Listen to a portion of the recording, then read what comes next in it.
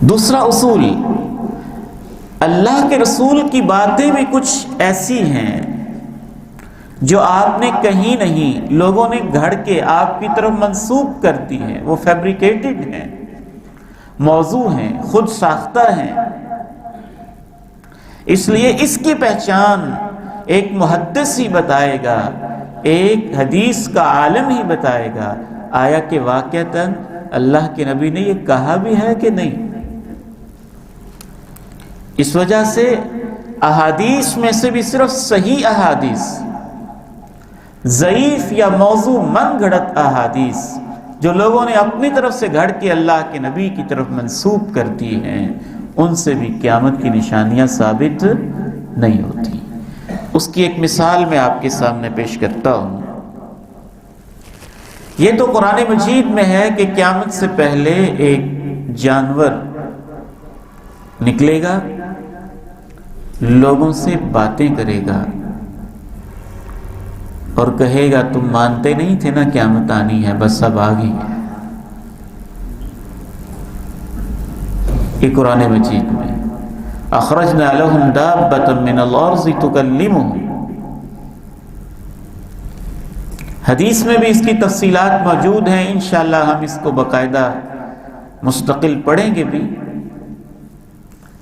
لیکن اس جانور کے بارے میں کچھ روایات ضعیف اور من گھڑت بھی ہیں کہ وہ جانور کیسا ہوگا، اس بنیاد پہ کچھ کہنا وہ ایک بیس لیس چیز ہوگی۔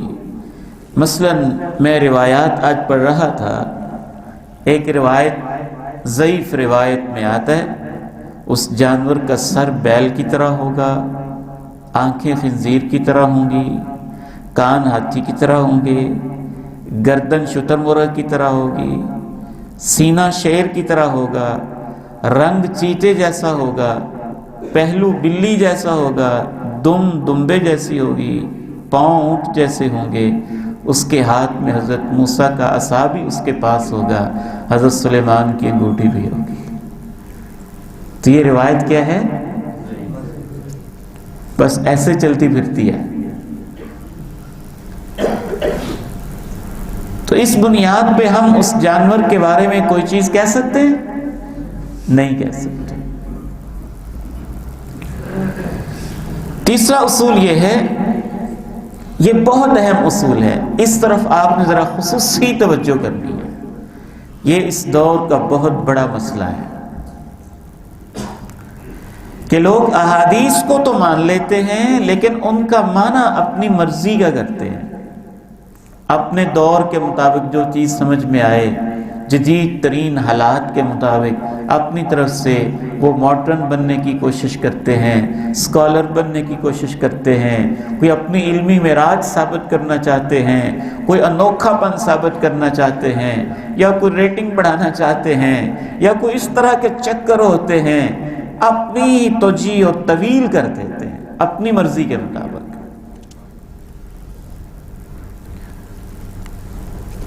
حدیث کا معنی وہ ہوگا جو حدیث کے الفاظ سے سمجھ میں آ رہا ہے، وہ نہیں ہوگا جو ان الفاظ کا اپنا مطلب خود ہی آپ نے گھڑ لیا ہے۔ ادھر آپ پلیز دیکھیے، یہ میرے ہاتھ میں کیا ہے؟ موبائل۔ میں لفظ موبائل بولوں تو اس سے مراد کیا ہوگا؟ موبائل ہی ہوگا کہ کچھ اور ہوگا؟ اچھا، میں لفظ موبائل بولوں تو آپ کے نہیں، عبید الرحمن بھائی کا مطلب موبائل نہیں تھا، ان کا مطلب تو تھا گدھا، تو میں کیا کہوں گا؟ آپ پاگل ہو گئے کہ مجھے گدھے کا لفظ نہیں آتا تھا۔ میں کہوں گدھا، آپ کہیں عبید الرحمن بھائی نے گدھے کا مطلب لیا ہے ہوائی جہاز، تو آپ ظاہر ہے اس بندے کو کہیں گے تم خود ہی گدھے ہو۔ یار لفظ گدھے کا ہے، تم کیا تو بھائی جہاز، ہم کہیں گے تم گدھے ہو۔ اچھا، آپ میری مثالوں پہ حیران ہو رہے ہوں، لیکن قیامت کی نشانیوں کے ساتھ لوگوں نے حشر یہی کیا ہے۔ بالکل یہی اشر کیا۔ تو یہ اصول ذہن میں رکھیں کہ حدیث کے الفاظ کا ایک تقدس اور ایک احترام ہے۔ الفاظ کے حقیقی معنی جو اس کے لٹرل میننگز ہیں، ریئل میننگز ہیں، ورڈز کے اندر، لینگویج کے اندر، حدیث کے اندر، غریب الحدیث کے اندر، محدثین کے ہاں، صحابہ کے دور میں جو اس سے معنی مراد لیے جاتے تھے، اس لفظ کا وہی معنی ہے نا، اپنی طرف سے تو نہ گھڑیں۔ مثلا رسول اللہ صلی اللہ علیہ وسلم نے کچھ اس طرح کی علامات بتائیں، اس وقت تک قیامت قائم نہیں ہوگی جب تک کہ انسان کی ران اس کو بول کے نہیں بتائے گی کہ تیرے گھر میں تیرے آنے کے بعد کیا ہوتا رہا ہے۔ صحیح حدیث ہے، اس پہ ہم انشاءاللہ ڈسکس بھی کریں گے باقاعدہ۔ تو لوگ کہتے ہیں کہ اچھا یہ جو ران ہے نا، اس سے مراد یہ ریموٹ کنٹرول ہے، وہ جو موبائل سسٹم ہوتا ہے نا بندے کے پاس، اور گھر سے اس کا کنیکشن ہوتا ہے، کیمرے لگے ہوتے ہیں، سیکورٹی والے اس میں دیکھ رہا ہوتا ہے گھر میں کیا ہو رہا ہے۔ اس حدیث میں یہ مراد ہے۔ بات وہی ہوگی نا، لفظ موبائل ہے اور آپ کیا کہہ رہے ہیں؟ گدھا۔ بھی اللہ کے نبی نے ران کا لفظ استعمال کیا ہے تو آپ مانیں کہ ران ہی بولے گی۔ کس بنیاد پہ آپ کہتے ہیں کہ ران کا معنی ریموٹ کنٹرول ہو گیا؟ ایسی حماقتیں کی ہیں لوگوں نے اس بات میں، اور وہ اسے اپنی روشن خیالی سمجھتے ہیں۔ حدیث میں آتا ہے کہ انسان سے جوتے کا تسمہ باتیں کرے گا۔ حدیث میں آتا ہے درخت بولیں گے، درخت بول کے کہے گا مسلمان میرے پیچھے یہودی چھپا ہوا ہے، اس کو مار ڈال۔ لوگ اس کی طویلیں کرتے ہیں، درخت کا مطلب یہ نہیں، یہ کہتے ہیں درخت سے مراد یہ ہے کوئی موبائل بولے گا، کوئی ٹیلی فون بولے گا، کوئی انٹرنیٹ کی کوئی سسٹم ہوگا وہ بتا دے گا۔ کہاں ادھر ادھر کی ٹامکٹویاں مار رہے ہیں۔ حدیث میں آتا ہے کہ انسان سے قیامت اس وقت تک قائم نہیں ہوگی جب تک انسان وہ دور نہ دیکھ لے کہ درندے بھی انسان سے باتیں کریں گے۔ اب یہ بیچارے کہتے ہیں درندوں کا مطلب ہے روبوٹ باتیں کریں گے، روبوٹ۔ حدیث میں آتا ہے جب جو دجال کی تفصیلات آتی ہیں ان کی بھی ایسے ہی لوگ تعویلیں کرتے ہیں۔ اچھا، حیرانی کی بات یہ ہے کہ عربی زبان میں اتنی وسعت ہے کہ اگر نبی علیہ السلام نے کوئی اس طرح کی چیز مراد لینی ہی تھی تو آپ کہہ دیتے کوئی اعلیٰ باتیں کرے گا، کوئی چیز ہوگی جس کے اندر سے آواز آئے گی، کچھ بھی کہا جا سکتا تھا۔ تو آپ نے جو الفاظ بولے ہیں ان الفاظ کا آپ کیا کریں گے؟ ان کو کہاں پھینک دیں گے؟ اور خصوصاً یہ الفاظ آپ نے اس موقع پہ بولے جب واقعتاً ہی ایک بھیڑیے نے باتیں کی تھی۔ حضرت ابو سعید الخدری رضی اللہ تعالی عنہ بیان فرماتے ہیں کہ ایک عرب کا چرواہا بکریاں چرا رہا تھا، ایک بھیڑیے نے اس کی ایک بکری کو چھین لیا، چھین کے بھاگنے لگا، اور اس چرواہے نے دوڑ لگائی اور دوڑ لگا کے کسی طریقے سے بڑی پھرتی کے ساتھ اس بھیڑیے تک پہنچ کے اپنی بکری اس کے منہ سے کھینچ لی۔ جب اس نے کھینچی تو بھیڑیا یوں سیدھا ہو کے بیٹھ گیا، کہنے لگا الا تتق اللہ تنزع منی رزقا رزقنیہ اللہ، تجھے اللہ کا خوف نہیں ہے؟ اللہ نے مجھے رزق دیا تھا اور تو میرے منہ سے چھین رہے ہیں۔ حدیث میں آتا ہے کہ وہ چرواہا پریشان ہو گیا، یہ بھیڑیا مجھ سے باتیں کر رہے ہیں، یہ بھیڑیا میرے ساتھ باتیں کر رہے ہیں۔ تو اس سے کہنے لگا تو باتیں کر رہا ہے؟ اس نے کہا تمہیں میں اس سے زیادہ تعجب والی بات بتاتا ہوں، تیرے پڑوس کے شہر یثرب میں، مدینہ میں وہ نبی آ چکا ہے جو قیامت اور کل کی باتیں بتا رہا ہے۔ اللہ نے اس کو ایمان کی دولت دینی تھی، بڑیے کو بلوا دیا۔ وہ مدینے میں آیا، اس نے اللہ کے نبی کو یہ خبر دی، آپ نے کہا صحابہ کو جمع کرو، جمع کیا گیا، پھر ان کے سامنے یہ واقعہ بیان کیا گیا۔ تو اس موقع پہ اللہ کے پیارے نبی علیہ السلام نے کہا کہ اس وقت تک قیامت قائم نہیں ہوگی جب تک درندے انسانوں سے باتیں نہیں کریں گے۔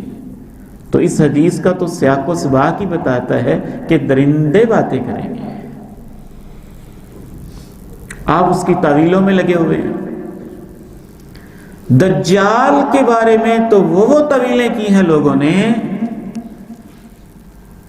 کہ ہر دوسرا تیسرا بندہ جس کو 2-4 حرف بولنے آتے ہیں، ادھر ادھر کی باتیں جوڑ جاڑ کے کسی نہ کسی طریقے سے دجال کی کوئی ایسی توجیہ کر رہا ہے کہ اس سے جو اصل دجال کا نقشہ حدیث میں کھینچا گیا ہے وہ ویسے ہی ختم ہو جاتا ہے۔ انشاءاللہ ہمارا اس پہ ایک مستقل ایک پورا لیکچر ہوگا، لیکن اس وقت اصول کے ریفرنس سے میں یہ سمجھانا چاہتا ہوں کہ اللہ کے پیارے نبی علیہ السلام نے فرمایا دجال کی ایک آنکھ ہوگی، ایک آنکھ ہوگی، اور آپ نے اپنی آنکھ کی طرف اشارہ کیا تاکہ صحابہ کو سمجھ آ جائے آنکھ سے کیا مراد ہے، ایک آنکھ ہونے سے کیا مراد ہے۔ آپ نے اس کے بال بتائے، آپ نے اس کے نقش بتائے، آپ نے یہ بتایا اس کی پیشانی کے اوپر کافر لکھا ہوا ہوگا۔ اب لوگ پتہ نہیں کیا کیا طویلیں کرتے ہیں، کوئی کہتا ہے دجال سے مراد امریکہ ہے، کوئی کہتا ہے دجال سے مراد جو اس کے پیشانی پر کافر لکھا ہوگا نا، یہ اسرائیل کا ایک طیارہ ہے، اس کے اوپر KFR لکھا ہوا ہے، وہی دجال ہے۔ کوئی کہتا ہے نہیں اس سے مراد اسرائیل ہے، کوئی کہتا ہے نہیں ایک آنکھ والے دجال سے مراد ٹیلی ویژن ہے، کوئی کہتا ہے ایک آنکھ والے دجال سے مراد جو ہے یہ مغربی تہذیب ہے جو ایک آنکھ سے دیکھتی ہے، دنیا اس کے سامنے ہے، آخرت کوئی نہیں دیکھتی۔ تو آپ حدیثوں کے ساتھ کیا حشر کر رہے ہیں؟ اللہ کے نبی کیا کہہ رہے ہیں، آپ کس طرف جا رہے ہیں؟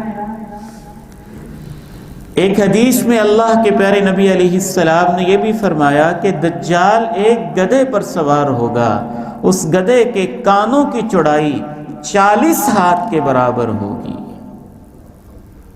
یہ مسند احمد کی حدیث ہے، امام ذہبی نے، امام حاکم نے اس کو صحیح کہا ہے، اور شیخ شعیب ارناؤت نے بھی اس کو صحیح کہا ہے، شیخ البانی نے البتہ اسے ضعیف کہا ہے۔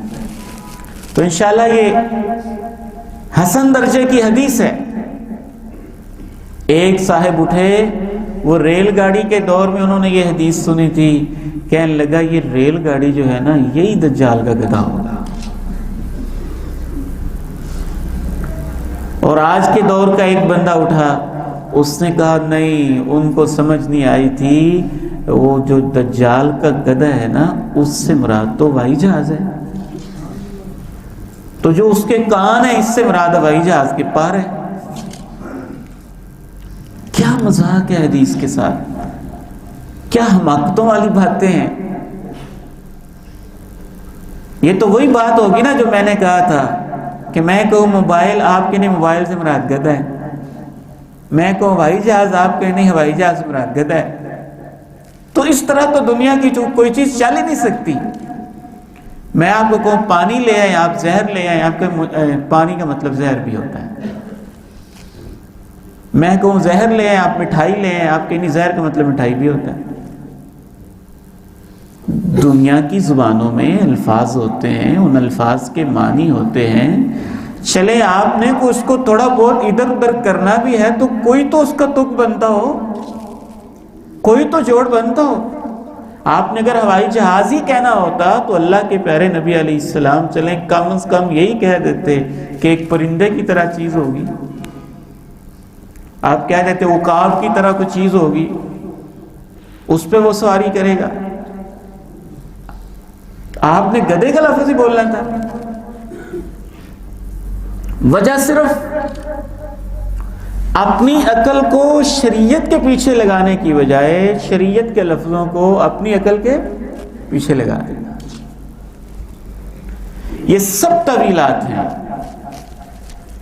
اور سب مذاق بنا رہے ہیں احادیث کا، اور اپنے اپنے طور پر اس کی مختلف توجیحات کرنے کی کوششیں کر رہے ہیں.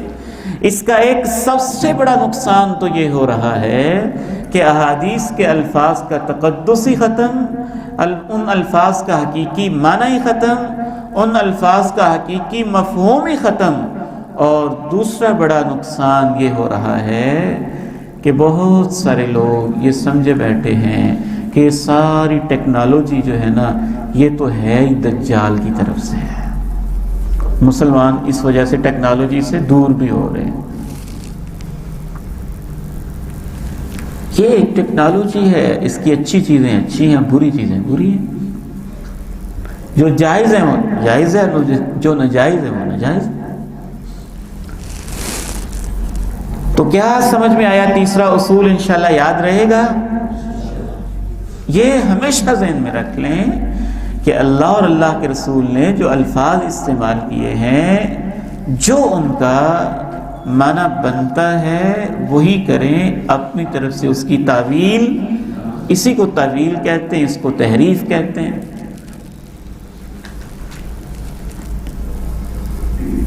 اسی طرح سے مہدی ایک شخصیت کا نام ہے.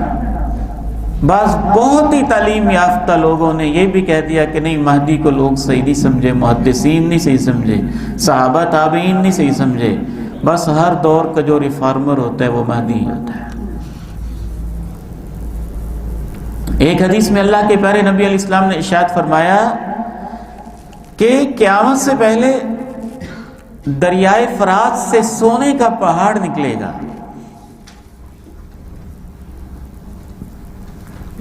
تو جب پیٹرول دریافت ہوا نا تو لوگوں نے کہا وہ سونے کے پہاڑ سے مراد پیٹرول کے ذخائر ہیں. اللہ کے بندو کدھر جا رہے ہیں؟ آپ نے کہا سونے کا پہاڑ، آپ کہتے ہو اس سے مراد پیٹرول ہے. پیٹرول اور چیز ہے، پہاڑ اور چیز ہے. وہ لیکوڈ چیز ہے، وہ سالڈ چیز ہے. وہ زیر زمین ہے، وہ زمین کے اوپر ہے. پھر آگے اور نشانیاں ہوتی ہیں وہ بھی پوری نہیں کرتے، بس اپنے مطلب کی ایک آدھ چیز لے لیتے ہیں اور اس بنیاد پہ عقل کے گھوڑے دوڑانا شروع کر دیتے ہیں اور حوالہ حدیثوں کا دے دیتے ہیں. آپ نے یہ بھی فرمایا تھا کہ اس سونے کے پہاڑ کے اوپر جنگ ہوگی اور تم اس کے قریب نہ جانا. میری امت کے لوگوں، وہ ایسا فتنہ ہوگا کہ جو اس کو لینے جائے گا اس میں سے 99% لوگ قتل ہو جائیں گے. تو پیٹرول کے اوپر پھر تو اس کے قریب بھی نہیں جانا چاہیے. آپ نے تو منع کر دیا. تو ایک آدھ نشانی کو بھی نہیں لینا چاہیے، پوری حدیث کو لینا چاہیے، اس کے سیاق و سباق کو دیکھنا چاہیے، اس کے الفاظ کو دیکھنا چاہیے، صحابہ نے اس سے کیا سمجھا ہے اسے دیکھنا چاہیے، محدثین نے اس سے کیا مراد لیا اسے دیکھنا چاہیے. یہ نہیں کہ ایک آدھ کہیں انٹرنیٹ پہ حدیث کا ترجمہ پڑھ لیا اور پھر اپنی عقل کے گھوڑے دوڑانا شروع کر دیا.